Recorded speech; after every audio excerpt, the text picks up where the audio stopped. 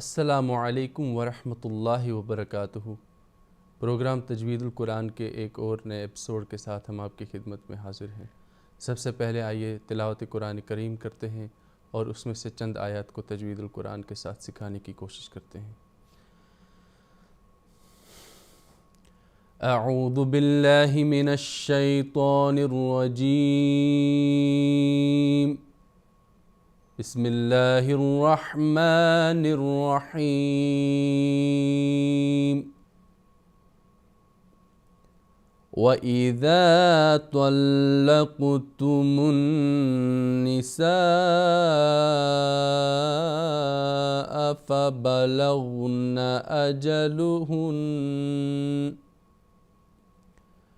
फबलغن أجلهن فلا تعضلوهن أن ينكحن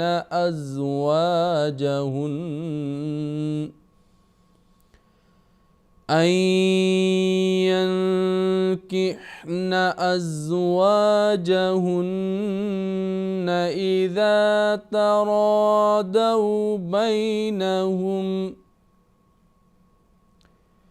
إذا تراضوا بينهم بالمعروف ذلك يوعظ به من كان منكم يؤمن بالله واليوم الآخر ذلكم أزكى لكم وأطهر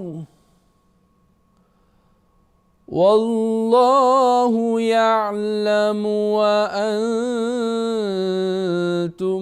لا تعلمون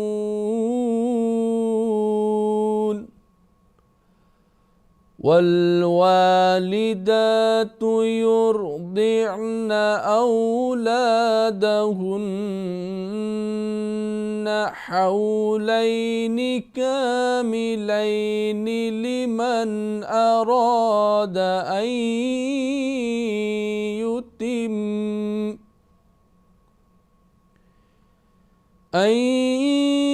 يتم الرضاعة وعلى المولود له رزقهن وكسوتهن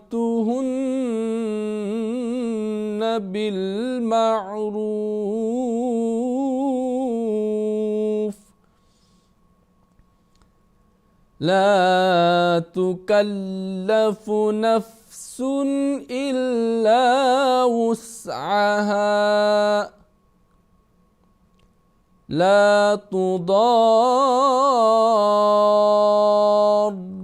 والدة بولدها ولا مولود له بولده وعلى الوارث مثل ذلك فإن أرادا فصالا عن تراض منهما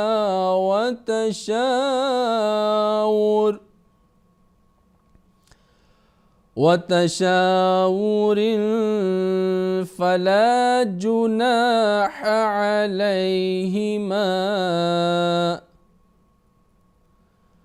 وإن أردتم أن تسترضعوا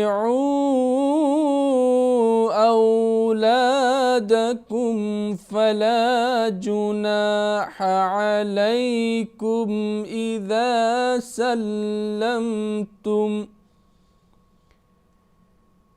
إذا سلمتم ما آتيتم بالمعروف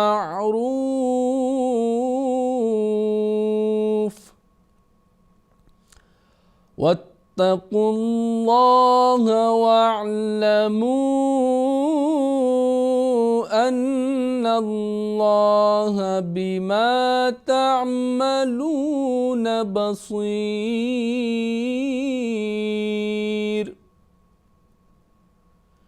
वल्लज़ीन युतवफ़्फ़ौन मिनकुम वयज़रून अज़वाजन यतरब्बस्न बिअन्फुसिहिन्न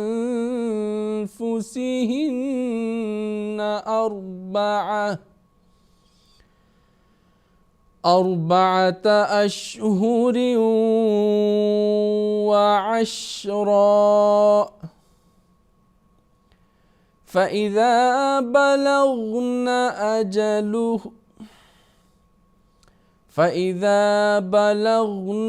अजलहुन्न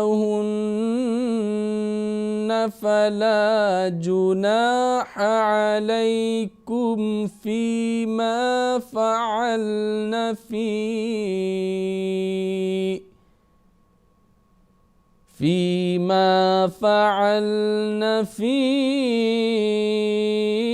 अनफुसिहिन्न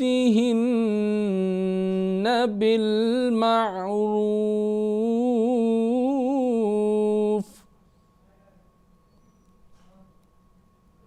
वल्लाहु बिमा तअमलून खबीर।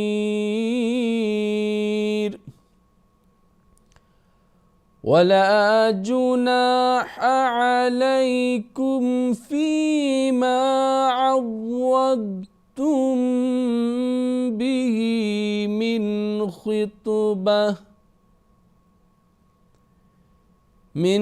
ख़ित्बतिन निसाई औ अक्ननतुम फ़ी अनफुसिकुम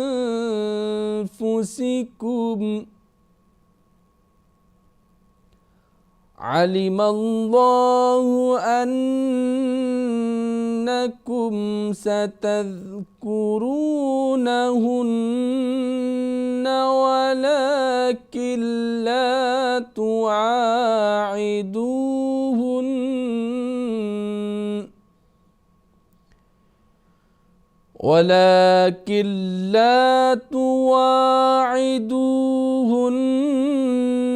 सिर्रन इल्ला अन तक़ूलू क़ौलन मअरूफ़ा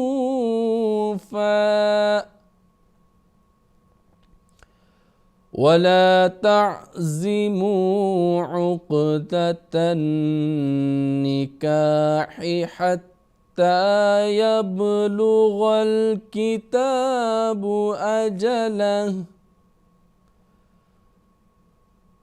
वअलमू अन्नल्लाह यअलमु मा फ़ी अनफुसिकुम फ़ाहज़रूह वअलमू अन्नल्लाह गफ़ूरुन हलीम।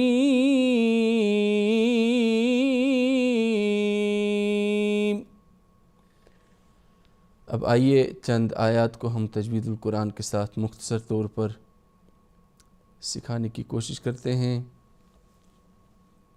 तो सबसे पहले आप देखें कि वाव होंठ की गोलाई से अदा होगा, ज़ाल आवाज़ की नरमी से, तो ये पुर हरूफ में से है, पुर अदा होगा यानी मोटा। लाम मुशद्दद को मज़बूती से पढ़ना चाहिए यानी मुशद्दद हरूफ को। क़ाफ साकिन हुरूफ़ क़लक़ला है, आवाज़ को जुम्बिश से पढ़ना है। इसी तरह नून मुशद्दद हरूफ़ गुन्ना, आवाज़ को गुन्ना के साथ एक अलिफ़ की मिक़दार के बराबर रोक कर पढ़ना है। मद है बड़ी मद, इसको हमने 3, 4, 5 अलिफ़ या सेकंड तक हम इसको आवाज़ के हिसाब से लंबा कर सकते हैं। गैन پر حروف میں ہے اور یہ حروف حلقی میں بھی ہے۔ اسی طرح سے نون مشدد پھر حروف غنہ، اس کو غنہ کے ساتھ ادا کرنا ہے، روک کر آواز کو ناک کے بانسا میں۔ تو اجلہن، الف مدہ، اس کو آواز کو لمبائی کے ساتھ الف کو ادا کرنا ہے یہاں پر۔ عین، حلق کی طرف آواز جانی چاہیے اور حمزہ کی آواز سے بچنا چاہیے۔ تعدلو، ضاد پر حروف اور دوسرے جو آواز ملتی ہے ضاد کے حروف کے ساتھ اس سے بچانا چاہیے، ضاد کو ضاد کی طرح پڑھنا چاہیے۔ واو مدہ، ایک الف کی مقدار کے برابر واو مدہ ہے، واو ساکن سے پہلے پیش تو واو مدہ ہے۔ نون مشدد پھر آگے حروف غنہ، نون ساکن کے بعد یا ادغام ہوگا غنہ کے ساتھ عین، پھر نون ساکن کے بعد کاف اخفا ہوگا اور آواز کو غنہ کے ساتھ ہی پڑھنا ہے۔ ینکح، ہا حروف حلقی، حلق سے ادا کریں، اور بڑی ہا جو ہے ہا اور چھوٹی ہا اس میں سے فرق ہونا چاہیے، تو اس طرح کی آواز نہیں آنی چاہیے۔ واو کو ہونٹ کی گولائی کے ساتھ ادا کریں گے پھر، اور نون مشدد پھر آگے حروف غنہ، غنہ کے ساتھ ادا ہوگا۔ ذال کو نرم آواز سے پڑھنا چاہیے اور زا کی جو آواز ہے اس سے بچنا چاہیے، یہ نرم آواز ہے، اور زا جو ہوتی ہے وہ تھوڑی سخت آواز سے پڑھا جاتا ہے۔ اور را جو ہے را پر ہوگا کیونکہ فتح ہے، ضاد کو پھر ہم نے پر ادا کرنا ہے، اور واو جو ہے یہاں پر حروف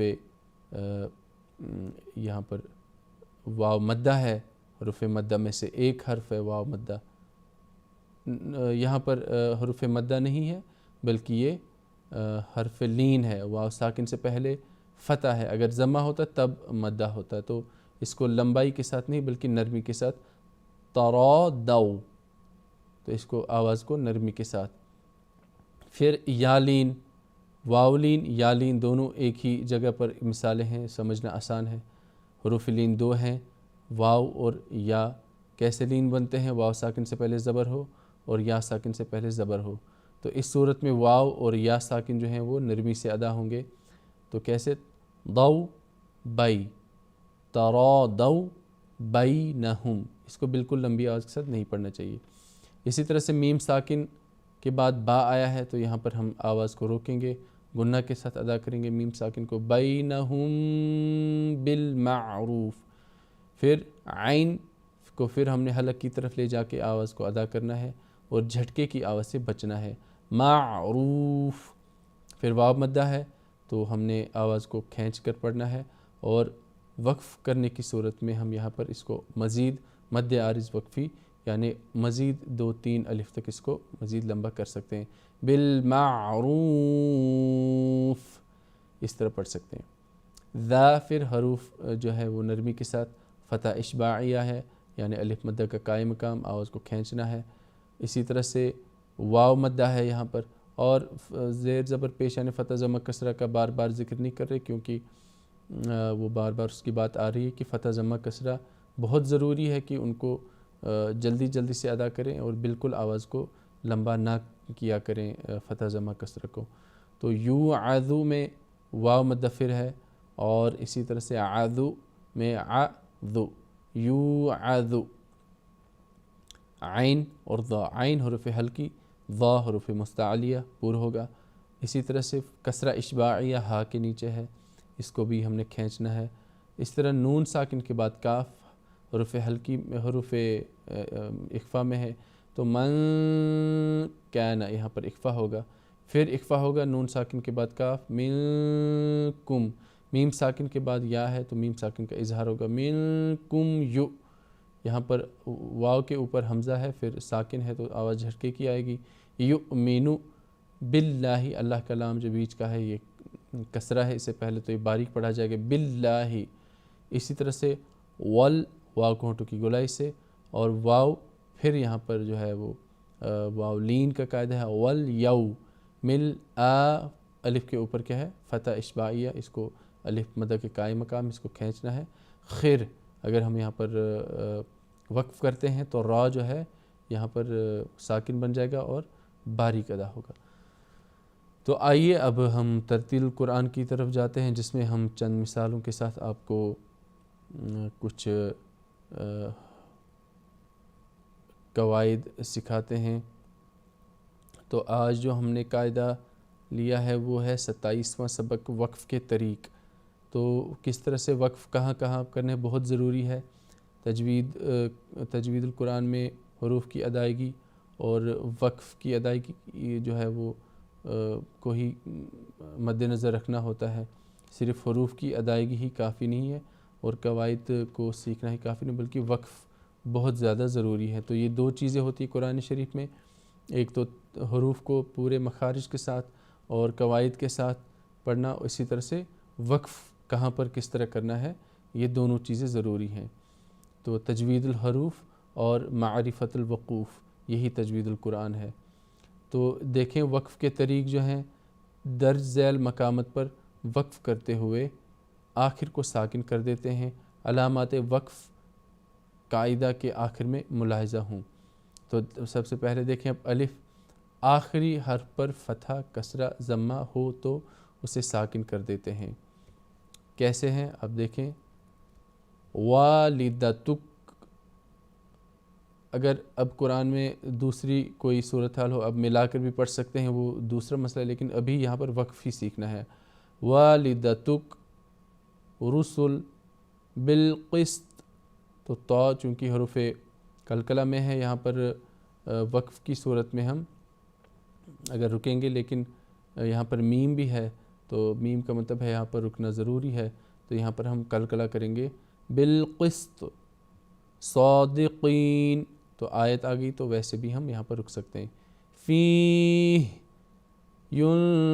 ینفقون زوجان شہداء.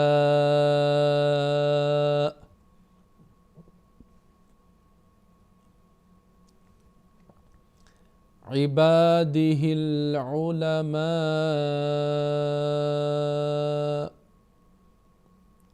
تو یہاں پر جو ہے یہ حمزہ چونکہ ہے تو یہاں پر یہ ساکن بن جائے گا. ایایا. تو یہاں پر جو ہے یہ ساکن جو ہے کس طرح کرنا ہے، اس کو ہم ایایا، اس کو ہم یہاں پر مزید ایک الف لمبا کر سکتے ہیں. ہو فنسیا. تو یہ نیچے کس طرح سے آئے گا وہ یہاں پر، لیکن یہاں پر نسی جو ہے یہاں پر ساکن ہی ہوگا. فنسی. اس طرح آخر میں کسرہ والی یا ضمہ والی تنوین ہو تو اسے ساکن کر دیتے ہیں. لہب حافظ شأن عظیم شیء. یہ سب ساکن ہوں گے. لہو برق ملک. اسی طرح سے آخر حرف پر کسرہ اشباعیہ یا ضمہ اشباعیہ ہو تو اسے سکون میں بدل دیتے ہیں. غیرہ دلوہ بإذنہ حمدہ. واو یا متحرک سے پچھلا حرف بھی متحرک ہو تو یہ وقف کی صورت میں حروف مد کے طور پر پڑھی جاتی ہے. ان کی حرکت ختم کرنے کی آواز لمبی ہوگی. تو یہ جو ہے وہ مد عارض وقفی کا قاعدہ ہے. حرف مشدد پر وقف کرتے ہوئے اس کی حرکت ختم ہوگی، مگر تشدید ظاہر کرنے کے لیے آواز کو ذرا کھینچے. تب ہے لیکن تب. فیہن جان امر مستقر قوہ ثمانیہ تقاتہ. اسی طرح سے فتح والی تنوین پر وقف کرنا ہو تو اسے حرف مد الف کی طرح پڑھا جائے گا. رقیبا، ضحا، مسلا، نساء، نداء، الا، اشقا جیسے الفاظ پر وقف کرتے ہوئے آخر میں یا کی وجہ سے فتح کو الف بنا کر پڑھیں گے. آخر میں الف ہو تو فتح اشباعیہ ہو یا ساکن حرف ہو تو وقف کی صورت میں کوئی تبدیلی واقع نہیں ہوتی. جیسے ابا، زکریا، قواریرا، کورت، تنہر، فحدث، ذکری. تو ناظرین کرام، اس طرح سے پروگرام کا اب وقت ختم ہو گیا ہے. انشاءاللہ تعالی ایک اور پروگرام کے ساتھ ہم آپ کی خدمت میں پھر حاضر ہوں گے. تب تک کے لیے دیجیے اجازت. السلام علیکم ورحمۃ اللہ وبرکاتہ.